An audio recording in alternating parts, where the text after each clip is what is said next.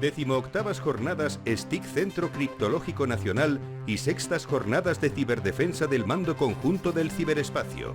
Ciberdefensa activa para un mundo digital. Fijaos que cuando estábamos hablando sobre cómo estaba configurada las 18ª Jornadas STIC, las 6ª Jornadas de Ciberdefensa, el subdirector general de CCN, del Centro Criptológico Nacional, de Luis Jiménez, nos decía que se quieren abordar pues todos los desafíos, ¿no? Inteligencia artificial, tenía una sala propia, por supuesto talento, desarrollo, amenazas, y una de ellas era la de la tecnología cuántica y poscuántica, que todavía está, como quien dice, para desarrollar, para entender, pero que cuando venga va a cambiar el panorama. Bueno, pues uno de los que va a abrir esas ponencias en esta sala es Eros Camacho, que es investigador del CSIC y que va a hablar de la transición postcuántica en entornos IoT. Esto es sin duda alguna compleja. Si ya nos cuesta hacer llegar la ciberseguridad en su normalidad al público en general y a las empresas, no sé si el tema de lo postcuántico va a ser todavía más complicado. Yo creo que el punto de partida es entender el desafío, ¿no?, que nos da. Para la conversación nos acompañan Pablo Sanemeterio y Mónica Valle. ¿Qué tal, Pablo, Mónica? Muy bien, Edu. Fenomenal, aquí les Y por supuesto Eros Camacho. Eros, ¿qué tal? Bienvenido. Buenas, ¿qué tal? Oye, esto es muy complicado, ¿eh? Bueno, la verdad que es un reto en el que nos enfrentamos y en el que nos dedicamos muchas horas y mucho esfuerzo en desarrollarlo, ¿no? O sea, los retos que tenemos frente a la criptografía postcuántica, sobre todo en entornos IoT, son retos muy, muy complejos que tenemos que abordar desde un punto de vista primero científico y después a nivel empresarial, ¿no? Porque ahora mismo este tema, el de la criptografía postcuántica, en los entornos de ciberseguridad, a lo que estamos acostumbrados a escuchar, a entender, a las amenazas, a la protección, a la defensa activa, ¿dónde se sitúa este concepto y este área de la ciber que es, como dices tú, que todavía está en laboratorio de investigación? Hay una cosa que me gusta mucho cuando hago este tipo de charla y tal, es hacer una analogía para que todo el mundo entienda a qué nos enfrentamos, ¿no? Bueno, hoy día se están desarrollando continuamente los ordenadores cuánticos y cada día pues se está viendo que su potencial pues va aumentando, ¿no? ¿Qué pasa? Que claro, un ordenador cuántico pues se puede utilizar pues para hacer simulaciones, cálculos de diversos tipos muy complejos, ¿no? Pero claro, también se puede utilizar para hacer el mal. Yo cuando hago ese tipo de charla, yo hago una analogía que me gusta mucho, que es que la potencia que tenga un ordenador cuántico hoy día será la que domine el mundo. Yo hago la analogía con el proyecto Manhattan, con la bomba atómica. Quien tenga un ordenador cuántico hoy día será como tener una bomba atómica en el 44-45. ¿Por qué?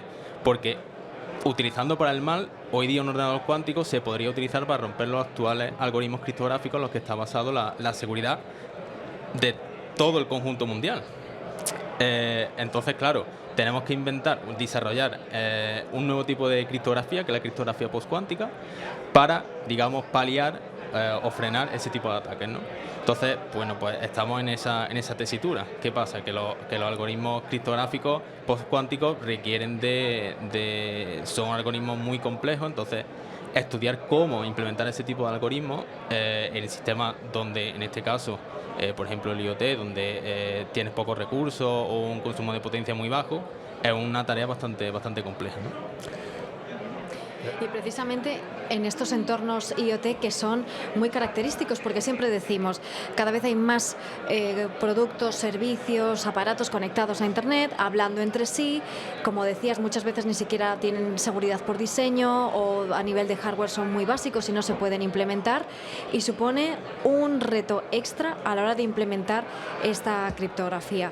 ¿Cómo lo estáis enfocando para llevarlo en la buena dirección, ¿no? Y que no nos llevemos las manos a la cabeza en un futuro? Claro, básicamente cuando implementa un algoritmo de cualquier tipo, a fin de cuentas lo que requiere son ciertos recursos, ¿no? Entonces, cuando nosotros planteamos un algoritmo criptográfico postcuántico, cuando lo vamos a implementar y tal, siempre intentamos utilizar la menor cantidad de recursos, aunque el tiempo de ejecución sea mayor, ¿no? Porque evidentemente es como un trade-off, tienes que tener unas limitaciones en algún sentido, ¿no?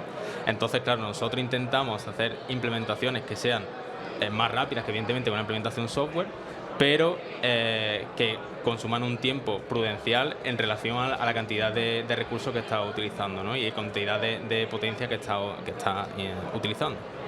Esa es un poco la idea. Una pregunta, Eros, que esta siempre me lo hacen mis amigos y demás. Cuando les hablo de computación cuántica, parece que estás hablando un poco de ciencia ficción y de elementos en los cuales está fuera de la capacidad todavía a día de hoy humana. ¿Cómo de lejos estamos de tener un ordenador cuántico, que exista un ordenador cuántico que realmente lance ataques contra la criptografía tradicional? Esa es una muy buena pregunta a la que no sé si soy capaz de responderte. Lo cierto es que ahora mismo en el proyecto europeo en el que estamos trabajando, QUBIP, que lo desarrollaré un poco en la sesión que tenemos, hay una tarea, digamos, una tarea de investigación en la que se investigan distintos tipos de algoritmos, de computadores cuánticos y cómo digamos, distintos tipos de criptografía cuántica es capaz, digamos, de romper ese tipo de algoritmos, ¿no? Entonces, hay una cosa muy concreta que es el tipo de tecnología que se está utilizando en ese computador cuántico, ¿no? ¿Qué tipo de tecnología se utilizará en el futuro? No tengo ni idea. ¿Cuándo lo tendremos disponible? Tampoco lo tengo ni idea, ¿no? O sea, es una amenaza que está ahí, nadie sabe cuándo va a llegar, pero la cosa es que quien la tenga no va a decir que la tiene, ¿sabes? Entonces tienes que jugar con eso, ¿no? Es complicado, porque es trabajar ya no con una mano a la espalda, sino con una venda en los ojos, ¿no? Efectivamente. ¿Y cuál crees entonces que es el camino de trabajo? ¿Cuál es la clave de esta criptografía postcuántica con elementos de hoy, pero que tengan validez mañana, cuando esos elementos de hoy ya no sirvan por ese ordenador cuántico? Bueno, yo creo que si nos vamos a la referencia que tenemos, que son los estándares si nos vamos a estándares mundiales, nos vamos al NIST. NIST, o sea, esta semana lo ha dejado bastante claro, ¿no? Es decir, en 2030-2035 se acabó de utilizar criptografía clásica, 2030-2035 todo el mundo tiene que tener criptografía postcuántica. Si hay un ordenador cuántico funcional que sea capaz de romper un algoritmo para 2030-2035, no lo sabemos. Entonces, cuanto antes, mejor. Pero no queda nada de tiempo, ¿no? Para 2030 está ya a la vuelta de la esquina. ¿Estamos preparados para ello? Es muy complejo responder esa pregunta, pero yo digo que se está haciendo en el camino para estar preparados, pero yo creo que todavía falta muchísimo trabajo, muchísimo trabajo. ¿Qué recursos necesitas, Eros? Básicamente financiación, por supuesto, y gente sobre todo que sepa lo que está haciendo, ¿no? O sea, se necesitan primero expertos que se consiguen a través de una financiación buena y segundo, evidentemente, tiempo, ¿no? Para llegar a ese 2030. ¿Y cuál es, digamos, a día de hoy la piedra en el camino, lo que está impidiendo tener esa criptografía postcuántica funcionando? Bueno, la criptografía postcuántica en realidad funciona, o sea, lo que es complejo ahora mismo, como voy a contar en la charla, es cómo hacerlo en dispositivos donde tienen un consumo de recursos muy pequeño, ¿no? Entonces, digamos, la pregunta sería ¿cuál es la piedra en el camino que tenemos para la criptografía cuántica? Y lo cierto es que ahora mismo el problema es puramente ingenieril. Físicamente un computador cuántico funciona. Pero claro, ¿cuáles son los límites ahora mismo humanos o tecnológicos que nos permite tener un computador cuántico que sea funcional frente a un ataque, para hacer un ataque, digamos, a criptografía clásica? Bueno, pues oye, te deseamos toda la suerte del mundo. Muchas gracias. Y te agradecemos muchísimo que nos hayas acercado un tema tan complejo, pero que al final nos va a afectar a todos, porque claro, la criptografía no se ve la seguridad cuando hacemos nuestras transacciones y vivimos relativamente en paz digital.